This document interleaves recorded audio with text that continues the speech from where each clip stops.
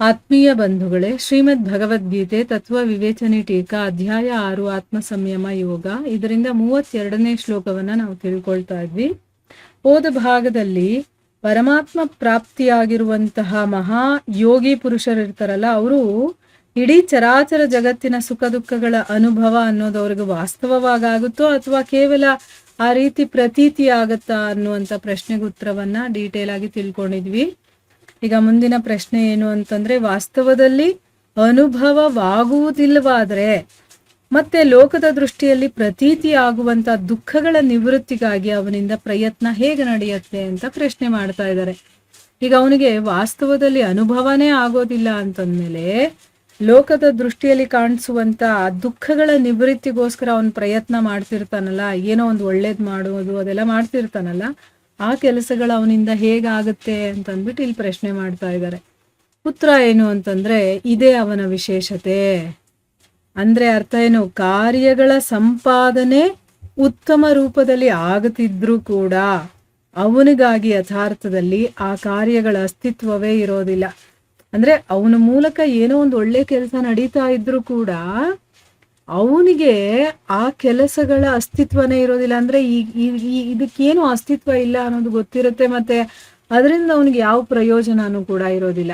ಈಗ ನಾವೇನಾದ್ರೂ ಒಂದು ಕೆಲಸ ಮಾಡ್ತೀವಿ ಅಂತಂದ್ರೆ ಅದರಿಂದ ನಮ್ಗೇನೋ ಒಂದು ಪ್ರಯೋಜನ ಇರುತ್ತೆ, ಅದರಿಂದ ನಮ್ಗೇನೋ ಒಂದು ಆಗೋದಿರುತ್ತೆ, ಅದಕ್ಕೆ ಮಾಡ್ತಿರ್ತೀವಿ ಅಲ್ವಾ. ಆದ್ರೂ ಕೂಡ ಈಗ ನಾವು ಅರ್ಥ ಮಾಡ್ಕೊಳ್ಬೇಕಲ್ಲ, ಸ್ಥೂಲ ರೂಪದಿಂದ ನಾವು ತಿಳ್ಕೊಳ್ಳೋದಕ್ಕೋಸ್ಕರ ಹೀಗೆ ಹೇಳ್ಬೋದು ಅಂತ ಇಲ್ಲಿ ಒಂದು ಎಕ್ಸಾಂಪಲ್ ಕೊಟ್ಟು ಹೇಳ್ತಾ ಇದ್ದಾರೆ. ಏನು ಅಂತಂದ್ರೆ, ತುಂಬಾ ಜನ ಚಿಕ್ಕ ಮಕ್ಕಳು ಆಟ ಆಡ್ತಾ ಆಡ್ತಾ ತುಚ್ಛವಾಗಿರುವಂತ ಬೆಲೆ ಇಲ್ಲದೆ ಇರುವಂತ ಕಲ್ಲು ಚೂರುಗಳನ್ನ, ಮಣ್ಣಿನ ಹೆಂಟೆಗಳನ್ನ ಮತ್ತೆ ಕಸ ಕಡ್ಡಿಗಳಿಗೋಸ್ಕರ ಆ ಮಕ್ಕಳು ಏನ್ ಮಾಡ್ತಾರೆ, ತಮ್ಮಲ್ಲೇ ಜಗಳ ಆಡ್ತಾ ಇರ್ತಾರೆ. ಅಲ್ಲಿ ಅಜ್ಞಾನಕ್ಕೆ ವಶರಾಗಿರ್ತಾರೆ. ಇದೆಲ್ಲ ವೇಸ್ಟು, ಇದಕ್ಕೆ ನಾವು ಈ ತರ ಎಲ್ಲ ಜಗಳ ಮಾಡಬಾರ್ದು, ಇದು ಬೇಡದೇ ಇರುವಂತ ವಸ್ತು ಅನ್ನೋದು ಅವ್ರಿಗೆ ಗೊತ್ತಿರೋದಿಲ್ಲ. ಅವ್ರೇನ್ ಮಾಡ್ತಾರೆ, ಒಬ್ರಿಗೊಬ್ರು ಏಟ್ ಕೊಟ್ಕೊಂಡು ತುಂಬಾ ದುಃಖ ಪಟ್ಕೊಂಡು ಅವ್ರ ಜಗಳ ತುಂಬಾ ದೊಡ್ಡದಾಗ್ಬಿಟ್ಟಿರುತ್ತೆ. ಅವಾಗ ಈ ರೀತಿ ಜಗಳ ಆಡೋದನ್ನ ನಾವೇನಾದ್ರೂ ನೋಡಿದಾಗ ನಮ್ಗೆ ಏನ್ ಅನ್ಸುತ್ತೆ, ಅಯ್ಯೋ ಏನು ಕಲ್ಲು ಮಣ್ಣು ಈ ಒಂದು ಇಟ್ಟಿಗೆ ಇದಕ್ಕೋಸ್ಕರ ಜಗಳ ಆಡ್ತಾ ಇದಾರಲ್ಲ, ಇಷ್ಟೊಂದು ಇದೆಲ್ಲ ಸುಮ್ಮನೆ ವೇಸ್ಟು ಇವ್ರು ಜಗಳ ಆಡ್ತಾ ಇರೋದು ಅಂತ ನಮಗ್ ಅನ್ಸುತ್ತೋ ಇಲ್ವೋ? ಯಾಕೆ? ನಮ್ಗಷ್ಟು ತಿಳುವಳಿಕೆ ಇರೋದ್ರಿಂದ. ಅದೇ ರೀತಿ ನೋಡಿ, ಈ ಒಂದು ಜಗಳ ಅನ್ನೋದು ವ್ಯರ್ಥವಾಗಿದೆ, ಇದು ತುಚ್ಛವಾದದ್ದು ಅಂತ ಯಾರು ತಿಳ್ಕೊಂಡಿರ್ತಾರೋ ಅಂತ ಬುದ್ಧಿವಂತರು ಏನು ಮಾಡ್ತಾರೆ, ಮಧ್ಯ ಪ್ರವೇಶ ಮಾಡ್ತಾರೆ, ಅವರಿಗೆ ಒಳ್ಳೆ ಮಾತುಗಳಿಂದ ಅದನ್ನ ತಿಳಿ ಹೇಳ್ತಾರೆ. ಇದಕ್ಕೋಸ್ಕರ ಈ ರೀತಿ ಎಲ್ಲ ಜಗಳ ಮಾಡಬಾರ್ದಪ್ಪ, ಹಾಗೆ ಹೀಗೆ ಅಂತ ಅವರ ಮಾತುಗಳನ್ನ ಕೇಳಿ ಮತ್ತೆ ಅವರ ದುಃಖ ನಿವೃತ್ತಿಗೋಸ್ಕರ ತುಂಬಾ ಬುದ್ಧಿವಂತಿಕೆಯಿಂದ ಪ್ರಯತ್ನ ಮಾಡುವ ಹಾಗೇನೆ. ಈಗ ಚಿಕ್ಕ ಮಕ್ಕಳು ಆಡ್ತಾ ಏನೋ ಜಗಳ ಮಾಡ್ಕೊಂಡಾಗ ಇದೆಲ್ಲ ಸುಮ್ಮನೆ ವೇಸ್ಟ್ ಆಗಿರುವಂತ ವಸ್ತುಗಳು, ಇದಕ್ಕೋಸ್ಕರ ನೀವು ಈ ರೀತಿ ಜಗಳ ಮಾಡಬಾರ್ದು ಅಂತ ಅವ್ರಿಗೆ ಹೇಗೆ ಬುದ್ಧಿವಾದವನ್ನ ಹೇಳ್ತಾರೋ, ಅದೇ ರೀತಿ ಭಗವಂತನ ಪ್ರಾಪ್ತಿಯಾಗಿರುವಂತಹ ಯೋಗಿ ಪುರುಷರು ಕೂಡ ಈ ವಿಶ್ವದ ದುಃಖ ನಿವೃತ್ತಿಗೋಸ್ಕರ ಪ್ರಯತ್ನ ಮಾಡ್ತಾರೆ. ಎಷ್ಟು ಚೆನ್ನಾಗಿರೋ ಎಕ್ಸಾಂಪಲ್ ಕೊಟ್ಟಿದ್ದಾರೆ ನೋಡಿ.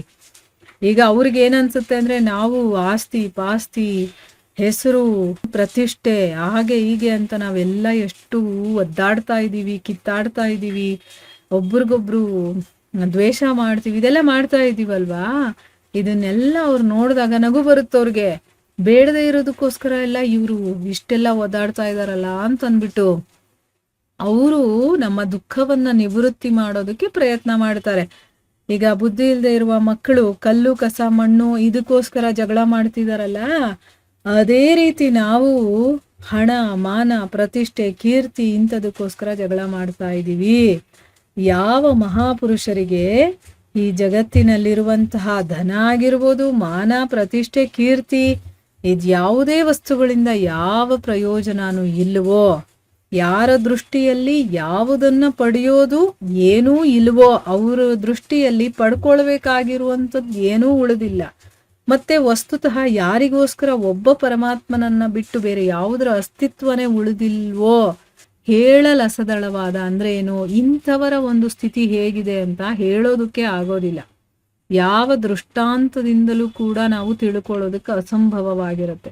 ಅಂಥವ್ರಿಗಾಗಿ ಯಾವುದೇ ಲೌಕಿಕ ದೃಷ್ಟಾಂತ ಪೂರ್ಣಾಂಶದಿಂದ ಹೊಂದಿಕೊಳ್ಳೋದಿಲ್ಲ. ಅಂದ್ರೆ ನಾವು ಇಲ್ಲಿರುವಂತ ಒಂದು ಎಕ್ಸಾಂಪಲ್ನ ನಾವು ಕೊಡಕ್ ಹೋದಾಗ ಅದು ಅವರಿಗೆ ಹೊಂದಿಕೊಳ್ಳೋದಿಲ್ಲ ಅಂತ. ದೃಷ್ಟಾಂತಗಳನ್ನ ಯಾವುದಾದ್ರೂ ಒಂದು ಅಂಶವನ್ನ ನಾವು ವಿಶೇಷವಾಗಿ ಲಕ್ಷ್ಯವನ್ನ ಕೊಡೋದಕ್ಕೆ ಹೇಳ್ತೀವಿ. ಈಗ ಹೀಗಿತ್ತು ಅಂತ ಒಂದು ಯಾವುದೋ ಒಂದು ವಿಚಾರವನ್ನ ತಿಳಿಸೋದಕ್ಕೋಸ್ಕರ, ಅಲ್ಲಿ ಒಂದು ಅಂಶದ ವಿಶೇಷವನ್ನ ಲಕ್ಷ್ಯ ಮಾಡಿ ಹೇಳೋದಕ್ಕೋಸ್ಕರ ನಾವು ಒಂದು ಎಕ್ಸಾಂಪಲ್ ಕೊಟ್ಟು ಹೇಳ್ತೀವಿ, ದೃಷ್ಟಾಂತಗಳನ್ನ ಕೊಡುವಂಥದ್ದು. ಆದ್ರೆ ಇಲ್ಲಿ ಅವ್ರು ಹೀಗಿದೆ ಅಂತ ಅವರ ಒಂದು ಸ್ಥಿತಿಯನ್ನ ಯಾವ ದೃಷ್ಟಾಂತದಿಂದನೂ ನಾವು ಹೇಳೋದಕ್ಕೆ ಸಾಧ್ಯನೇ ಇಲ್ಲ ಅಂತ ಹೇಳ್ತಾ ಇದ್ದಾರೆ. ಈಗ ಇದು ನಮ್ಗೆ ಅರ್ಥ ಆಗ್ಬೇಕು ಅಂದ್ರೆ ಈ ಜಗತ್ತಲ್ಲಿರೋದು ಎಲ್ಲವೂ ಕೂಡ ಬೇಡದೆ ಇರುವಂಥದ್ದು, ಎಲ್ಲವೂ ಪರಮಾತ್ಮನೇ ಆಗಿರೋದು. ನಾವು ಪಡ್ಕೊಳ್ಬೇಕಾಗಿರೋದು ಏನೂ ಇಲ್ಲ, ಕಳ್ಕೋಬೇಕಾಗಿರೋದು ಏನೂ ಇಲ್ಲ. ಇದು ಒಂದನ್ನ ನಾವು ಅರ್ಥ ಮಾಡ್ಕೋಬೇಕು. ಅಂದ್ರೆ ಚಿಕ್ಕ ಮಕ್ಕಳು ಯಾವುದೋ ಬೇಡದೆ ಇರುವಂತ ವಸ್ತುಗಳಿಗೆ ಜಗಳ ಮಾಡ್ತಿರ್ತಾರಲ್ಲ, ಅದನ್ನ ನಾವು ನೋಡಿದಾಗ ನಮಗೆ ಗೊತ್ತಾಗುತ್ತೆ, ಕಲ್ಲು ಮಣ್ಣು ಮರ ಇಂಥದಕ್ಕೆ ಯಾವುದಕ್ಕೋ ಜಗಳ ಮಾಡ್ತಿದಾರಲ್ಲ ಅಂತ ಅವ್ರಿಗೆ ಬುದ್ಧಿ ಹೇಳ್ತೀವಲ್ವಾ. ಅದೇ ರೀತಿ ಯಾರು ಆತ್ಮ ಸಾಕ್ಷಾತ್ಕಾರವನ್ನ ಪಡ್ಕೊಂಡಿರ್ತಾರೋ ಅವ್ರಿಗೆ ನಾವು ಕಿತ್ತಾಡ್ತಾ ಇದ್ರೆ ಅವ್ರಿಗೆ ಹಂಗ ಅನ್ಸತ್ತೆ ಎಲ್ಲವೂ ನಶ್ವರ, ಇದೆಲ್ಲವೂ ಕೂಡ ನಶ್ವರವಾಗಿರುವಂಥದ್ದು, ಎಲ್ಲವೂ ಭಗವಂತನೇ ಆಗಿರೋದ್ರಿಂದ, ನೀನೂ ಭಗವಂತನೇ ಆಗಿರೋದ್ರಿಂದ ಯಾವುದನ್ನ ಪಡ್ಕೊಳ್ಳೋದಕ್ ನೀನ್ ಒದ್ದಾಡ್ತಾ ಇದ್ಯಾ, ಯಾರಿಗೋಸ್ಕರ ದ್ವೇಷ ಮಾಡ್ತೀಯಾ, ಯಾರಿಗೋಸ್ಕರ ನೀನ್ ಪ್ರೀತಿ ಮಾಡ್ತೀಯಾ, ಅಥವಾ ಯಾವುದು ಬೇರೆ ಅಂತ ಹೆಂಗ್ ತಿಳ್ಕೊಳ್ತೀಯಾ, ಅದೆಲ್ಲವೂ ಕೂಡ ಒಂದೇ ಆಗಿರೋದ್ರಿಂದ ಇದೆಲ್ಲ ಯಾವುದನ್ನು ನಾವು ಪಡ್ಕೊಳ್ಳೋ ಅಂತ ನೆಸೆಸಿಟಿ ಇಲ್ಲ. ಅಂದ್ರೆ ಏನೂ ಇಲ್ಲ, ಭಗವಂತನನ್ನ ಬಿಟ್ರೆ ಬೇರೆ ಏನೂ ಇಲ್ಲ ಈ ಜಗತ್ತಲ್ಲಿ ಅನ್ನೋದು ಅವ್ರಿಗೆ ಗೊತ್ತಾಗಿರತ್ತೆ. ಅದಕ್ಕೋಸ್ಕರ ಅವರು ನಮ್ಮ ದುಃಖ ನಿವಾರಣೆಯನ್ನ ಮಾಡೋದಕ್ಕೆ ನಮಗೆ ಸಹಾಯ ಮಾಡ್ತಾರೆ. ಆದ್ರೆ ಅವರ ಒಂದು ಆ ಸ್ಥಿತಿಯನ್ನ ನಾವು ಯಾವುದೇ ದೃಷ್ಟಾಂತದಿಂದ ಎಕ್ಸ್ಪ್ಲೇನ್ ಮಾಡೋದಕ್ಕೆ ಸಾಧ್ಯ ಇಲ್ಲ ಅನ್ನೋದು ಇದರ ಅರ್ಥ.